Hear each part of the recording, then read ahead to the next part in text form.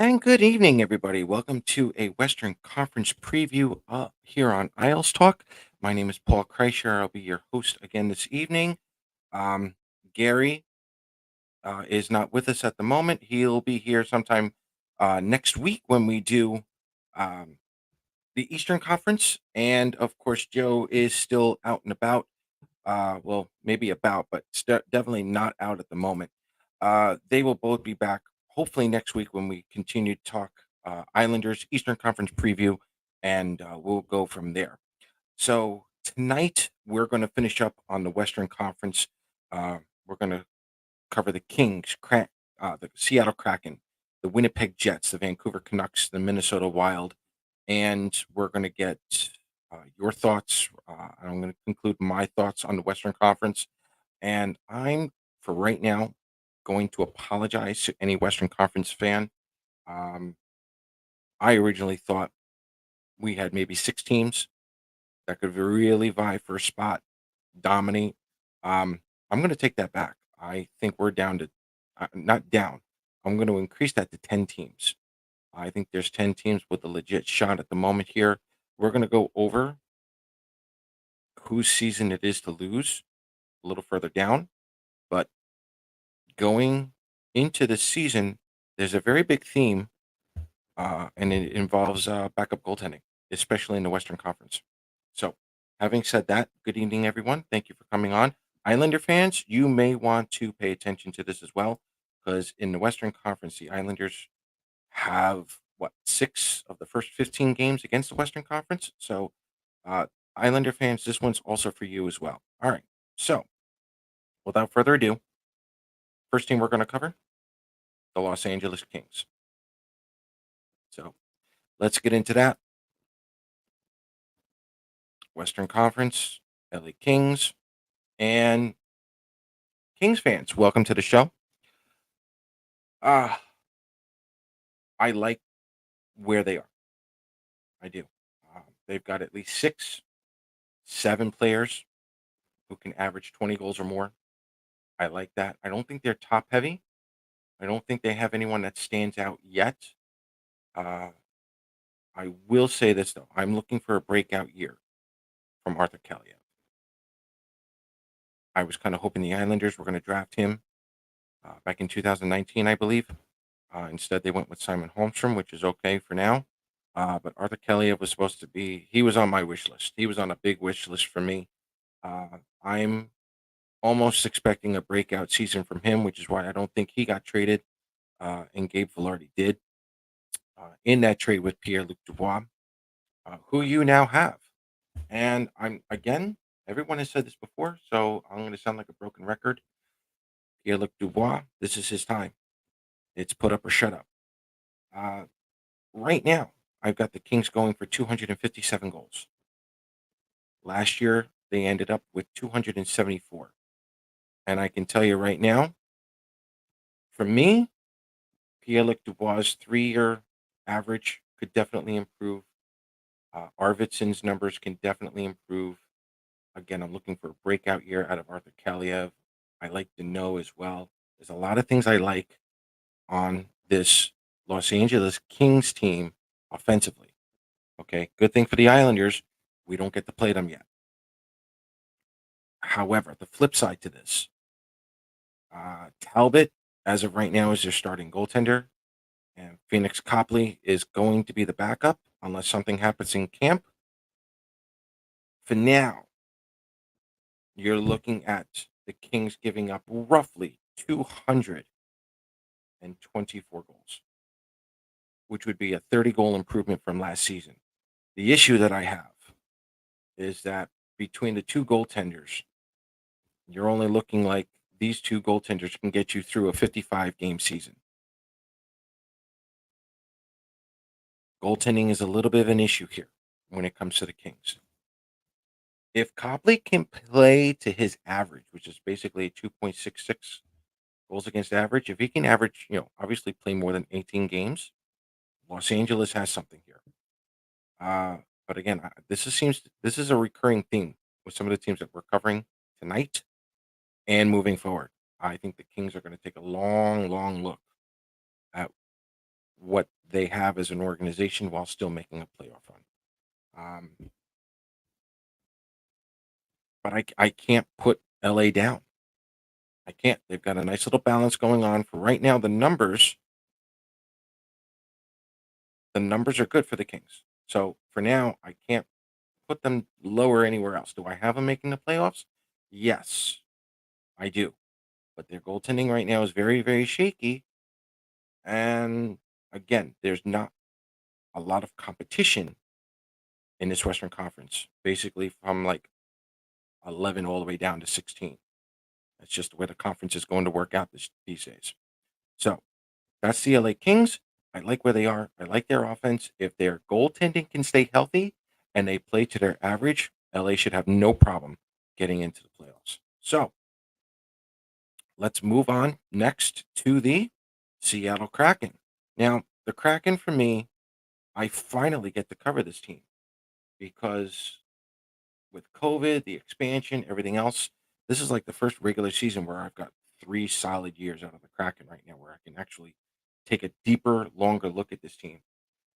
And again, it's the same story as with the Kings. I think there's a lot of good on the offensive side. You've got at least five, six, maybe 5, 6 players who can get you 20 goals or more. They can do that. I'm expecting a bigger year out of Tolvanen this year.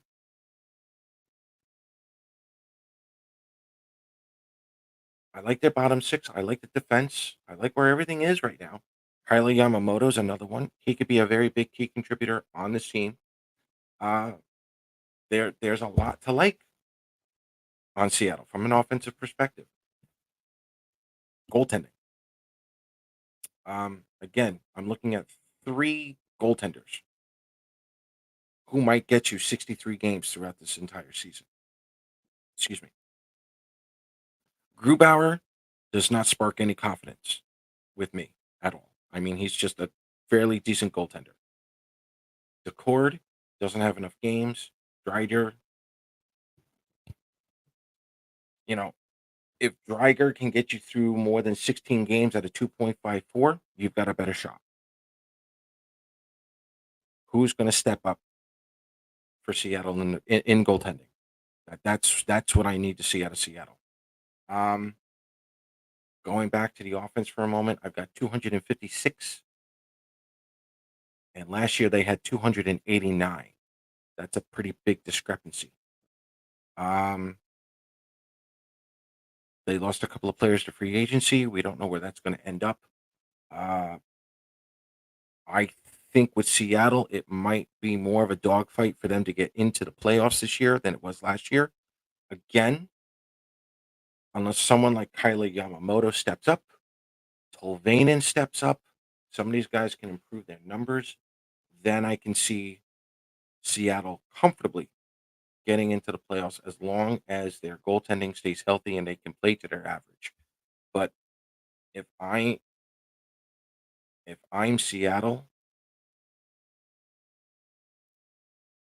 I would probably look for another goaltender or a backup, unless they're that confident in the players that they have.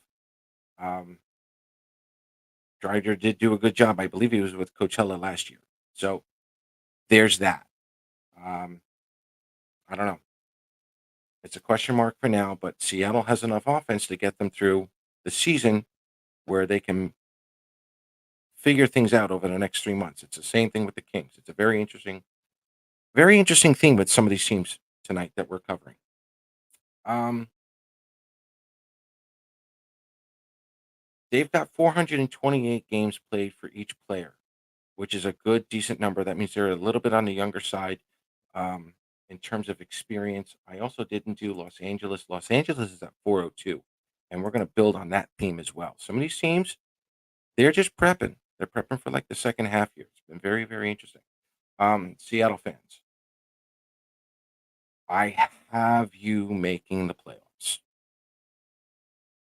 I believe I do. I do. Um, Goaltending is a big one for you. You got to have the goaltending. If you don't have the goaltending, I don't think you're getting in. You're going to have to bust your butts all season long. I think this is going to be a much tougher conference just to get in. Um, unless there's a team that bows out due to injuries, I don't think this is going to be an easy way to get in. So, Seattle, enjoy your season. I don't know if Seattle gets through the first round. That's going to be real tough, especially with what I'm seeing right now. So, that's the Seattle Kraken. Should they make it? Yes. Is it going to be easy for them? Absolutely not. Moving on now. I got to give it to them. The Winnipeg Jets. Um, do not sleep on the Winnipeg Jets. Don't do it. I apologize to Winnipeg last year. They made it to the playoffs, even though they shouldn't have. I blame that on Randy and the Calgary Flames. This year, I can't blame Randy. Can't blame him. Can't blame the Calgary Flames. That Pierre-Luc Dubois trade with LA, that may have just helped Winnipeg get in. And I think that may keep Connor Hellebuck here for the entire season. That's how good that trade is. Again,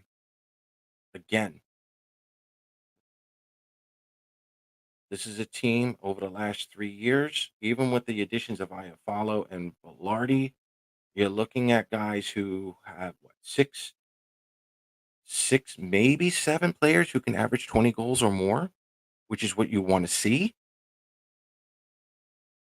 And you're looking at an offense of potentially 266. They had 246 last season. There's a lot to like here. There's a lot to like in Winnipeg. And you got Connor Hellebuck as your starting goaltender. Yeah. And you have Brossois from coming in from Vegas. If Brossois can play more than 15, 20 games, maybe a little bit more, go 25, give Hellebuck a little bit of a rest, and he can play to his average, folks, Winnipeg can make the playoffs. Yeah. Especially in that Central Division. Third place again, fourth place, wherever they finished, they can do that again. Bare minimum, fourth place. Bare minimum, fourth place. There's a lot to like here. And again, I'm expecting a breakout year from Velarde, former LA King. If he has a coming out party in Winnipeg, look out. All right, follows another one. I like some of these guys. Some of these older vets can stay consistent. Nikolai Ehlers. If you can get a healthy season out of Nikolai Ehlers, this is solid. This is a solid Winnipeg team entering the season. No doubt. Connor Hellebuck may decide to stay, may even resign. Winnipeg Jets are averaging 413 games per player. That's a good sign. That's a younger team. That's what you're looking for out of Winnipeg right now. They could still win now, but they're young enough. That may keep Hellebuck around, especially if they're winning. So, Winnipeg Jets, do I have you in the playoff hunt? Absolutely. Question is, does Connor Hellebuck still want to get traded? That's going to be the big one for me. But if you're a Winnipeg Jets fan, get ready for the playoffs if he decides to stay. That's it. I think Winnipeg can absolutely do it again. Only this time, it won't be the Flames that I get to blame. If the Jets make it to the playoffs, it's because they're that good this year.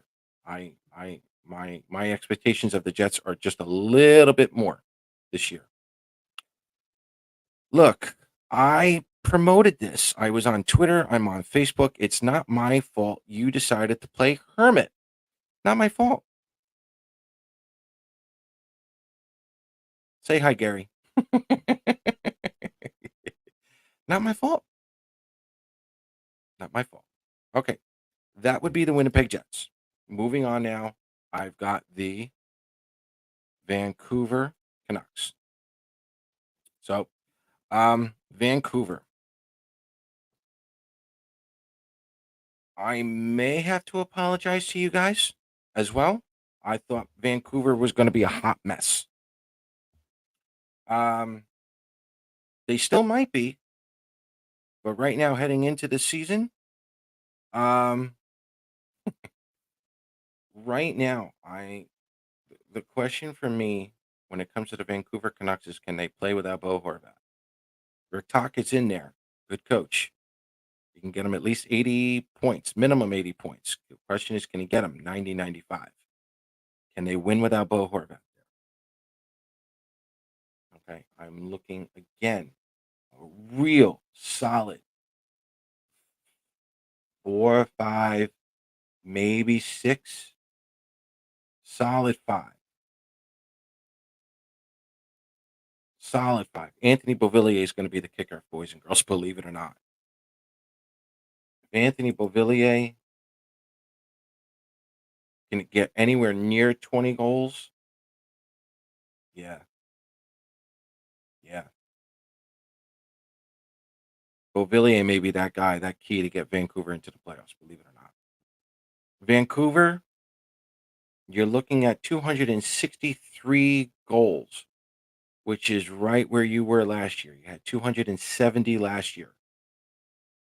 Your biggest Achilles heel was the overall defense and goaltending, which you gave up close to 296 goals, 300 goals.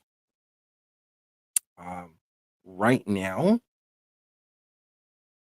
you've got Thatcher Denko and Casey DeSmith.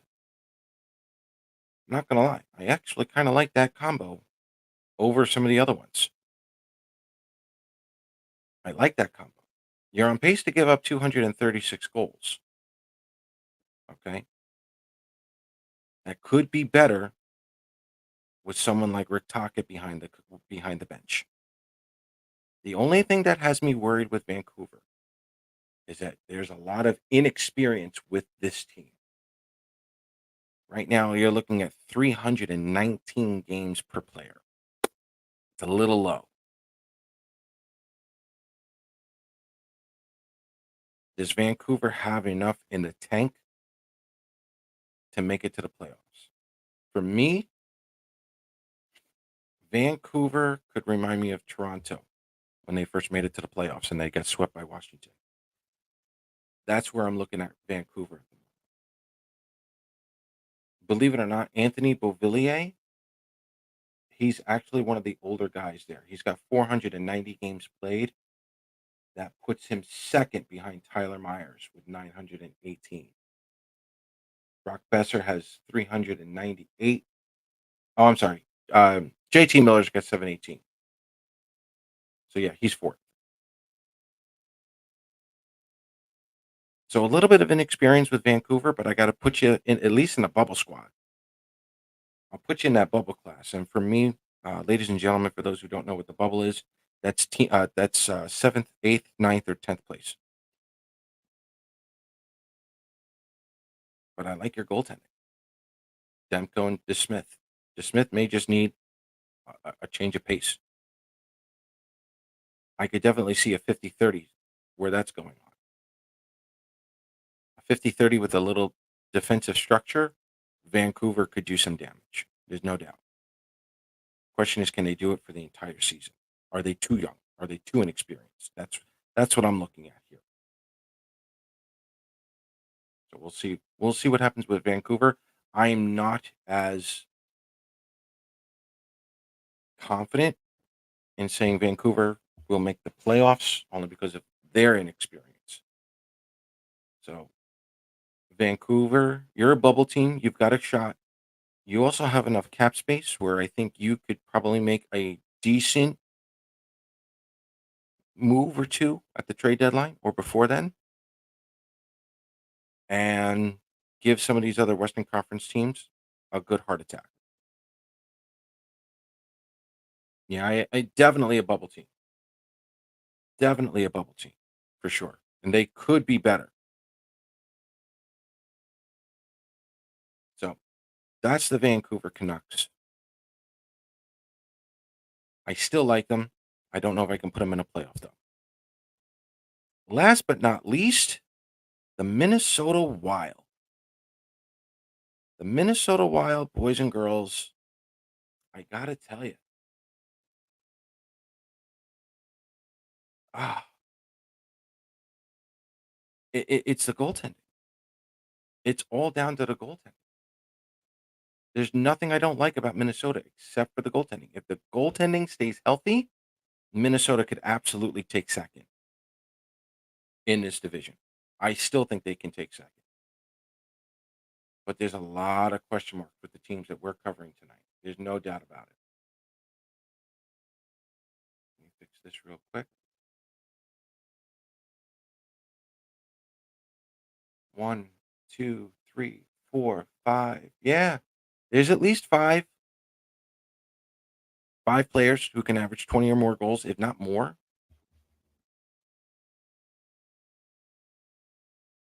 They're a little bit on the older side too. 452 games per player. It's a little older compared to some of the other teams that we've been covering tonight. Gustafson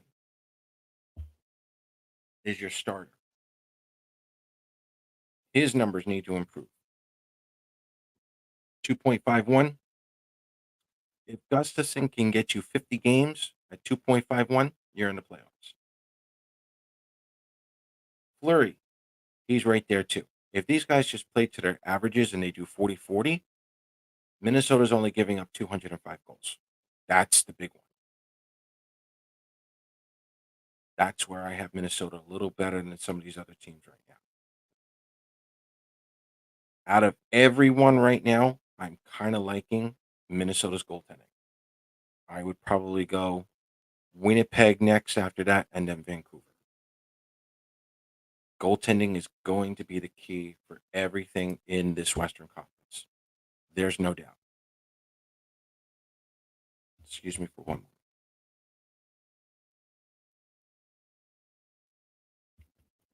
This is going to be a lot of fun to watch. There's going to be a lot of chaos too in this Western Conference, especially in that 7th, 8th, 9th place. No doubt. Minnesota, don't get injured. Well, I'm going to disagree with that. If you get injured and you put someone on long-term injured reserve, save up on some, not save up on the cap money, but then you get to spend more on the cap.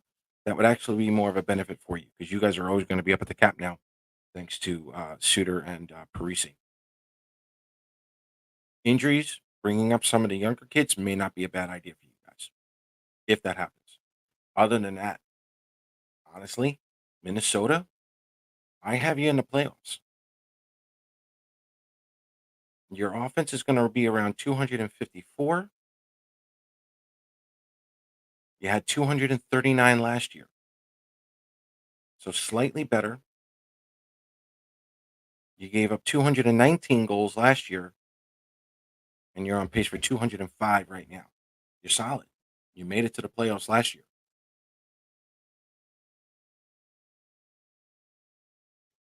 So my apologies to some of these teams in the Western Conference that I brushed off before I did my research.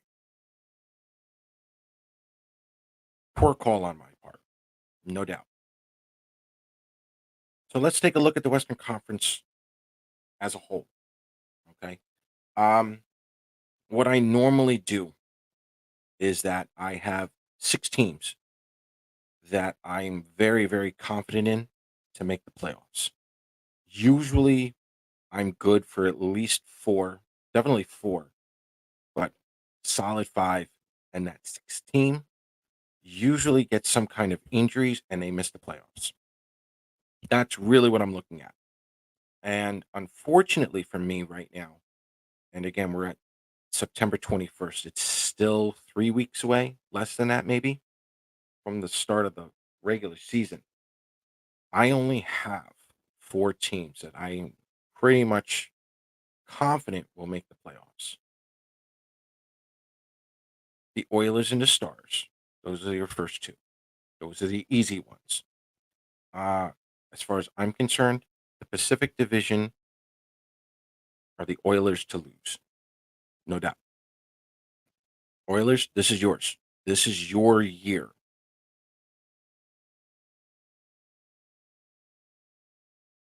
It's your year. I don't think you have any excuses left. Campbell's got to step up. Dallas Stars, you worry me. Dallas Stars, it's your division to lose. I don't think the other teams are going to be ready. But you're also on that older side. The Dallas Stars have roughly 518 games per player. Boys and girls, that's a lot. That's a lot of games on this team to start a season. That has a recipe for disaster if you're injured. It's great if you want to bring up younger players because Dallas has an excellent farm system. But, the goal for you guys is Stanley Cup. After the Oilers and the Stars, I'm going with the Minnesota Wild.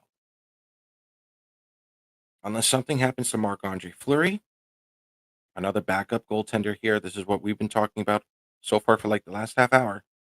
The Wild should make the playoffs. I don't know where they're going to go. Could be 1 through 8, but the Wild have enough right there. Maybe they sneak in, or they'll be cemented in second. Who knows?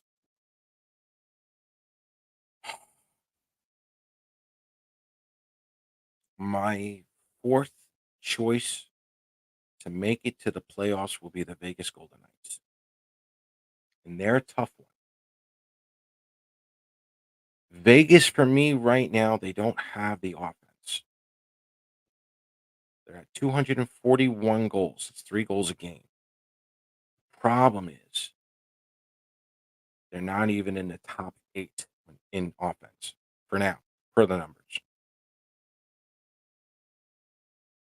A healthy season from some of their vets would absolutely be helpful, but a real strong showing from their both goaltenders, Logan Thompson and Aiden Hill, that'll get them into the playoffs. I think Vegas makes the playoffs. The goaltending is solid. We're good. Now, normally with bubble teams, I have 4 of them. I wish I could put 6 in instead. The Avalanche supposedly have an injury with their backup goaltender, Francouz.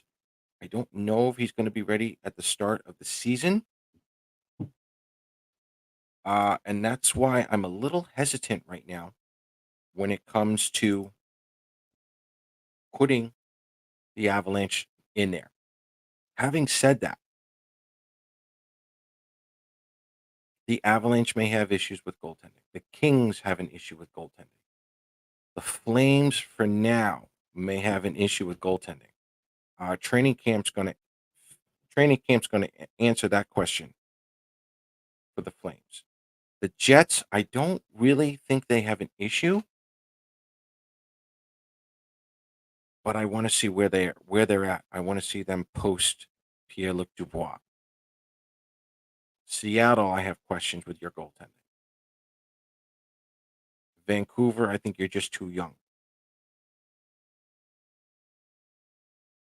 But we mentioned the Stars, the Oilers, and the Wild before. Here's my issue with all those teams. For the Western Conference, they're on the older side. The Avalanche, the Kings, the Jets, and yes, even the Flames. The Flames are 394 games. The Avalanche are 398. The Kings are 402, and the Jets are 413. So what that tells me as of right now is that we could see those 4 teams pull a Florida Panthers, pull a Vegas Golden Knights, where they're all healthy come the postseason, and they wreak havoc on everyone. But we've also seen this before. Cam Ward, Patrick Waugh, um, Jordan Bennington, Aiden Hill. Matt Murray with Pittsburgh. You find that one hot goaltender to start the postseason, it's over. And I think that's what the Avalanche, the Flames, the Kings, and the Jets are going to do. They know they have enough for now, for like the next 3 months, to let them get by. The Oilers and the Dallas Stars should coast, but when it comes to the playoffs, I think you're going to see them load up on goaltenders. If there's any in the market, then the playoffs are a whole new ball game. I see the Avalanche as a second half team. I see the Flames as a second half team. I see the Jets as a second half team. Um, Seattle, not Seattle, the Jets. You know, these teams that are on the younger side, but they're missing just a little bit of that experience. They're going to get that over the next 3 months. Very, very interesting here for me to watch this Western Conference coming up. I'm excited to see because I think at this point, no one's going to care who wins first place in each division. They're going to find out who's that hot goaltender and they're going to run it. They're going to do exactly what Vegas did last year. If you're healthy, ready to go, you got a goaltender willing to step up, look out. You don't need a fancy $10 million goaltender. That's not what they're looking for. They're looking for that one hot. You're looking for an Aiden Hill. That's what this Western Conference is going to be doing. They're looking for that Jordan Binnington. They're looking for the Aiden Hill. That's what they're going to be doing during the playoffs. For me right now,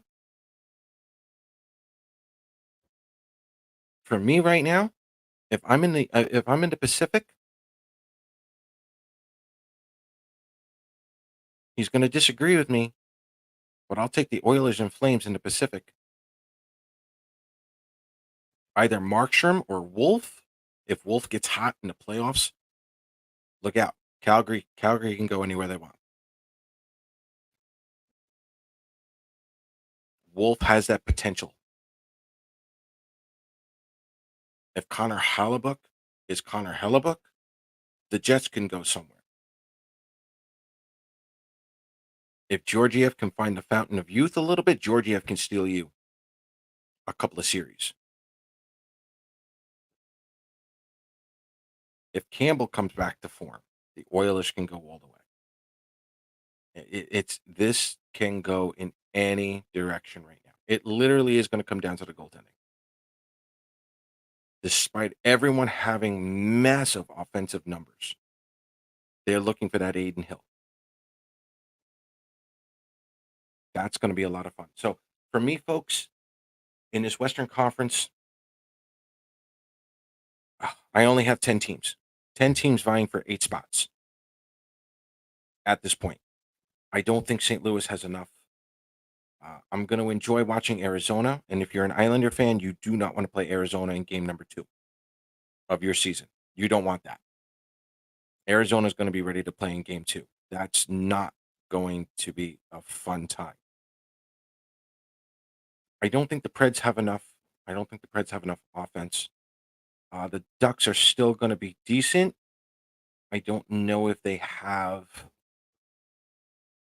the defense to do it. The Hawks, San Jose, they're going to be fun to watch, but we'll see. The only team maybe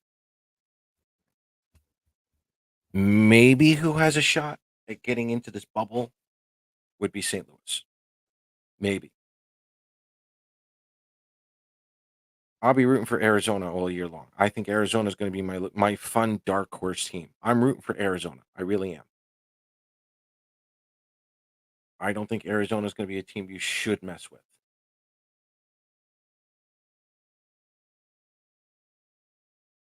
They don't have a lot of experience, though. That's why they're going to be fun to watch. So for now, it's the Oilers. It's the Oilers to lose their division. It's Dallas. It's the Dallas Stars for them to lose their division. After that, I don't think anybody cares where anybody finishes. I really don't.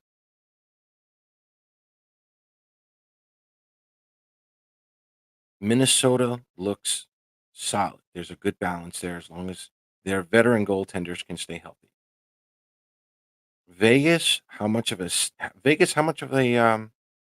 Stanley Cup hangover are they really going to have? Colorado Avalanche. I'll say this now with Colorado. If their backup goaltending is solid and he's healthy, I would move Colorado in second place, if not first again. But again, 2 weeks down the line, we'll see where everybody is when everyone's healthy and the start of the season. We'll go from there. I would definitely move Colorado up. The Los Angeles Kings, ditto. Goaltending.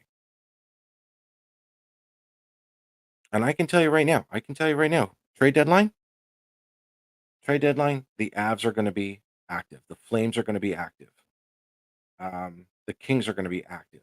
The Jets are going to be active. Seattle's going to be active. Vegas will be active, but not that much. They're all gunning. They're all gunning for Dallas and Edmonton, as they should. And to Randy's point here, Hannafin, Lindholm, and Backlund may sign. This is why, boys and girls. Calgary fans, this is why.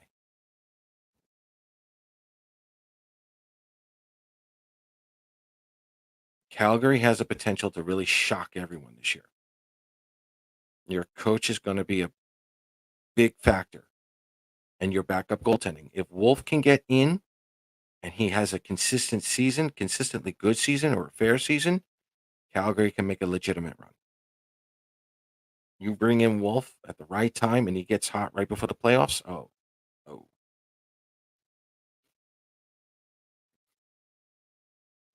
And I'll even go Seattle that route too. Seattle can take that route too because Coachella went very far in their playoffs as well. So there's a lot to like. I think goaltending. Goaltending is a big one in the Western Conference. So that's it on the Western Conference preview. I like those teams. Um, I think there's going to be a lot of bloodshed going on there. Um, Again, I would like to see a Battle of Alberta in the conference finals. That's my wish there. And you know what? If I want a conference final, I want to go Dallas and I want to go Minnesota. I want to see a battle of the former North Stars against, the current Minnesota team. That's what I would love to see right now as a Western Conference preview. Have those four teams. That would be it for me. So, water cooler talk time. Anything Isles? Islander fans beware. You've got Edmonton, you've got Vancouver, you've got Seattle, and I believe you have Calgary in the middle of November. So be careful with those teams. Those are and we also have Arizona. So we've got like 5 or 6 games in the first 15 games against that Western Conference. They're not going to be fun. They're not going to be easy, especially if they just stay healthy. So, all right. So let's talk Isles as well here. Lambert is very impressed with Maggio. Said he will get a long look at camp. God, I hope not.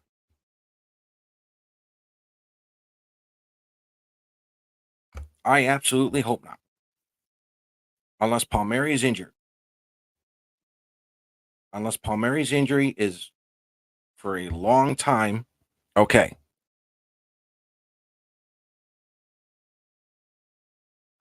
This is the part of the season where I hate. I hate it when Islanders prospects are built up more than they should be. Sorry. It happens every year. I usually keep my mouth shut on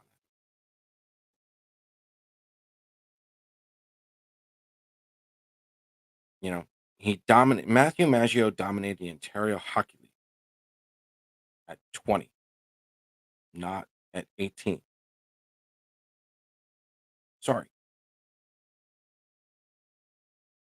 Does he have a great two-way game? Of course. Did it improve? Absolutely.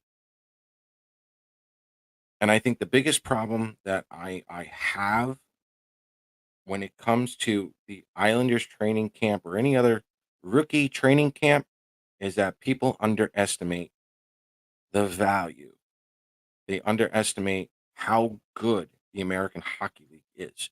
The American Hockey League is the second best league in the world.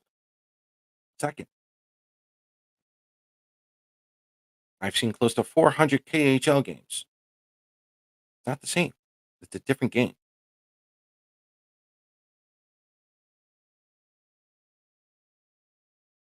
Nice news on Ottawa. Ottawa needs to get that arena in downtown. As soon as Ottawa gets that arena in downtown, now we're really talking. Thank you, Thomas, for that. Yeah. And again, Isaiah George, I know everyone's up in arms. He's doing great. Yada yada yada. It's prospect. It's a rookie prospect camp, folks. He's not playing against anybody yet. Okay, looking at the preview so far, London is supposed to go top 5, top 3 in the CHL this year. Okay, that means Memorial Cup. If you want to give the kid a little longer look, great. Send him down after that.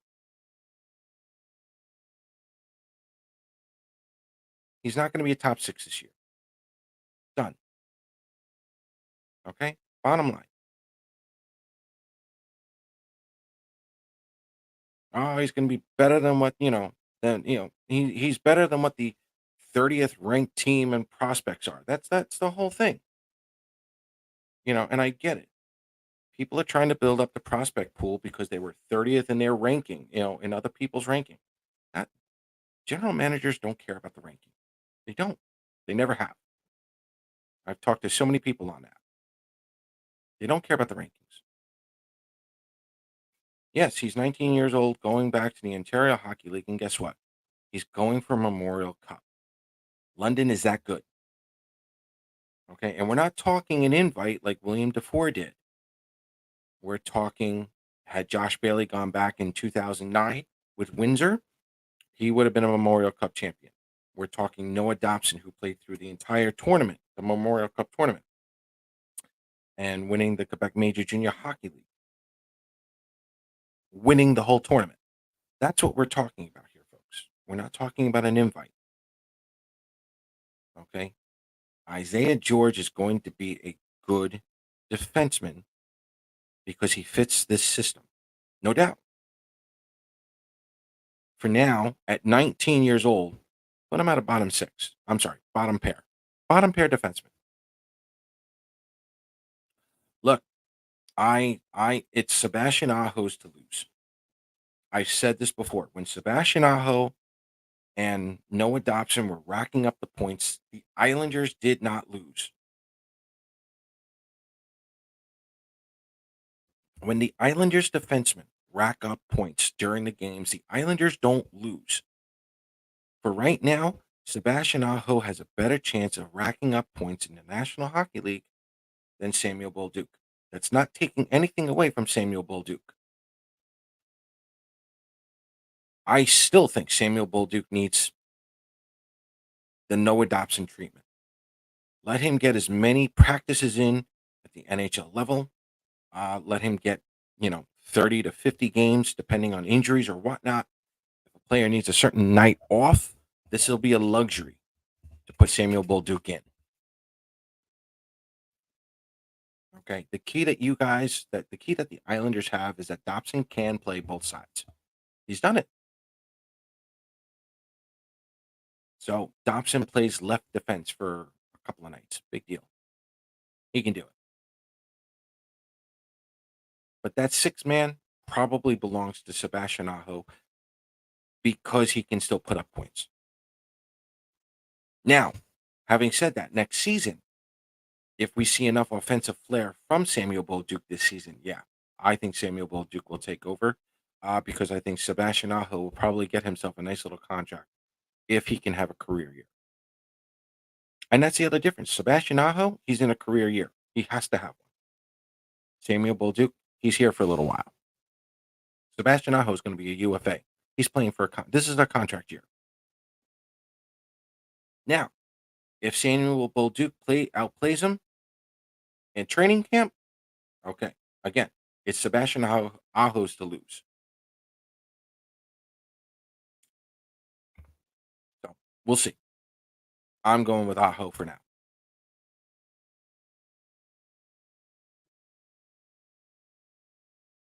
And again, someone asked me why. A couple of people actually asked me why I don't cover Islander prospects or anything, at training camps or whatnot. They're just practices, guys. There's no games. There's no games. There's no like no real no real situations going on. You're going to see what you really have out of Isaiah George when the playoffs start in that second half of his season. When he gets sent back to the Ontario Hockey League, your hope is that you don't see him for the rest of the season. You don't see him for almost a full year. That's what you want. You know he's going to be in Bridgeport next season. Get that out of the way. But if you can see Isaiah George have a coming out party in London for the Knights and they win the Memorial Cup, that's what you want. That's what you want. Baby steps. Baby steps with all these prospects. Now, as far as Maggio goes, look, Maggio, Holmstrom, to a degree, Ishikov, Dufour. You have to see them dominate the American Hockey League. You have to. Dufour skating has improved. Wonderful. His skating has improved during drills. Beautiful. Do it in a game.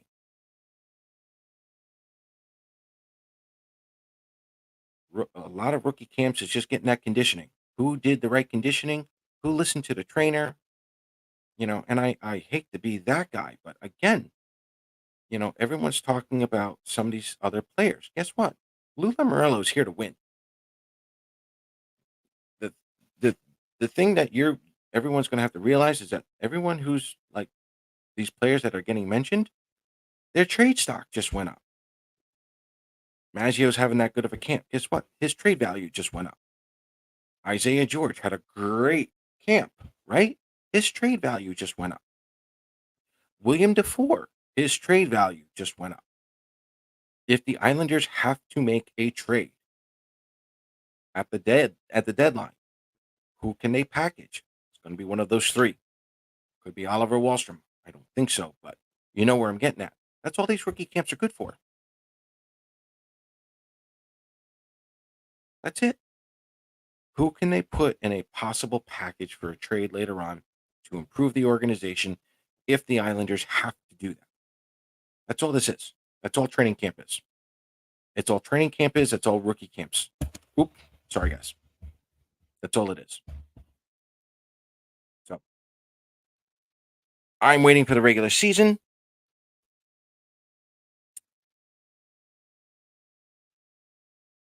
Great question. 23, a full 23-man roster when camp breaks, or will Lou try to accumulate cap space by carrying a 21 or 22-man roster when it's convenient? I am going to go.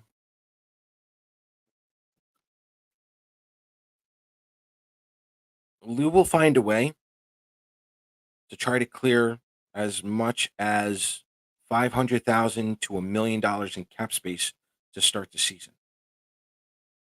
Okay, believe it or not, you take out the identity line, the Islanders are about as young as the Jets. 413 games played per player. That's a young squad, believe it or not. If you take out the identity line, okay? Do the Islanders have to make a move? Probably not. Do they have to send some people down? Probably. My guess is he'll send a couple of through waivers, and if they clear waivers, there you go. Anywhere between 500,000 and $1 million. If he can clear $1 million by the start of the season, that's going to give the Islanders, and they don't touch it. That's going to give the Islanders somewhere around what 8-9 million to work with um, by the trade deadline, and we're right back where we were last year. So I think you'll see 22, but I could be wrong. Unless Lou knows that someone's going to get claimed off waivers and he doesn't want to lose them. That's the only way. That's the only way I could see them losing a player. Johnson could be waived. I don't know. I'm not worried about Ross Johnson, honestly. Do I see Holmstrom on the island or in Bridgeport? I'm not going to lie. Uh, Holmstrom, in my opinion, was not supposed to be here this year anyway. This was supposed to be Josh Bailey's last hurrah, his last year. Um, Instead, it was last year. Holmstrom needs this season to put everything together, more offense than defense. Um, if you're going to have Simon Holmstrom as a middle six forward, he has got to put up 15 to 20 goals, roughly 40 to 50 points in the American Hockey League this coming season. If he can do that, he'll eventually do that up here. But he has to go down to Bridgeport, get that confidence rip roaring, ready to go. So that way, when he does get that call up, I don't think he goes back to Bridgeport. It's almost like a Devontae's.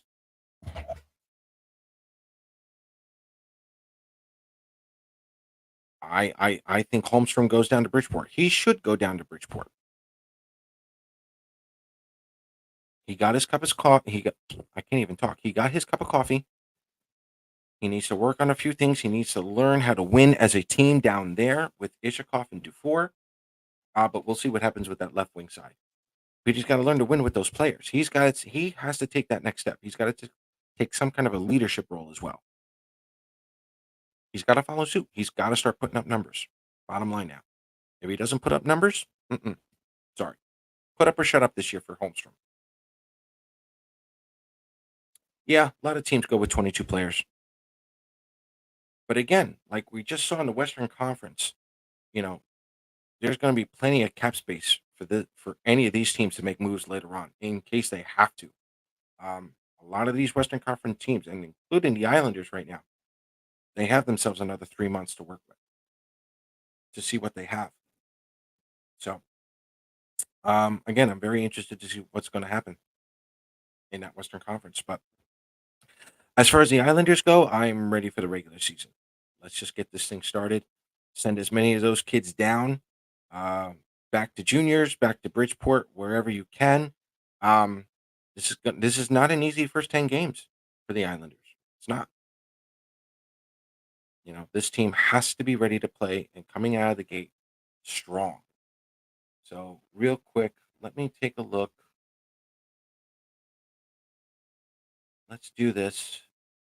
The New York Islanders schedule. Not September. All right. So I believe the first game is against Buffalo, October 14th. You've got Buffalo, Arizona, which is not going to be easy, New Jersey, Buffalo, Colorado, which is not going to be easy, Ottawa, Columbus, Detroit. This is not an easy schedule, folks. What's that? 8? And then I'm looking at the Capitals in Carolina.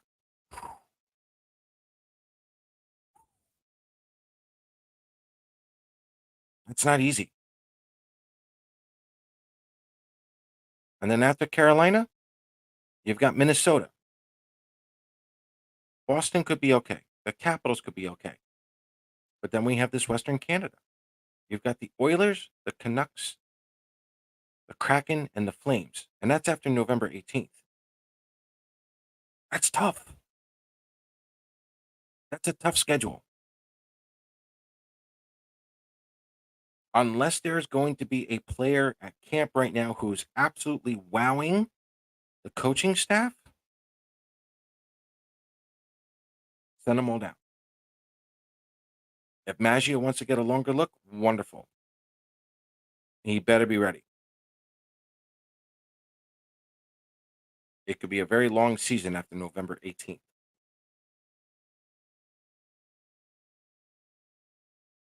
If I'm the Islanders, hopefully, send them down, let them take on a leadership role, put up or shut up. Give him a reason. Give the Islanders a reason for him to bring him back up. That's it. That's all there is to it. Any other questions, comments, concerns?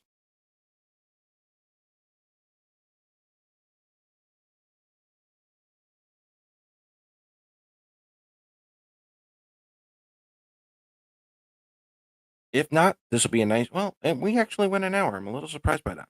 So next week, Gary will be on with me next week. We're going to try to get Joe on. We're going to do an Islanders season review. Excuse me, season preview. We're also going to preview the Eastern Conference. I'm going to finish up with Tampa Bay. We're going to do Washington, Montreal, Philadelphia, and then, like I did with the Western Conference tonight, we're going to take a bigger step back and take a look at the East. I'm going to have 5 or 6 playoff teams, 4 bubble teams, and the rest will just go from there. And then after that, we'll get started with this season soon. So, ladies and gentlemen, everyone in the Western Conference, thank you for coming. Thank you for coming on and watching the show. Good luck to your teams out west. Um, Eastern Conference fans, New York Islander fans, get ready for next week because we're going to go a little deeper next week. So, enjoy the rest of your week, your weekend. We'll see you. Um, I want to go next Wednesday. I think we'll do next Wednesday. We'll finish it all up. And then after that, I think the season starts. So let's go, Islanders. We'll see you next Wednesday.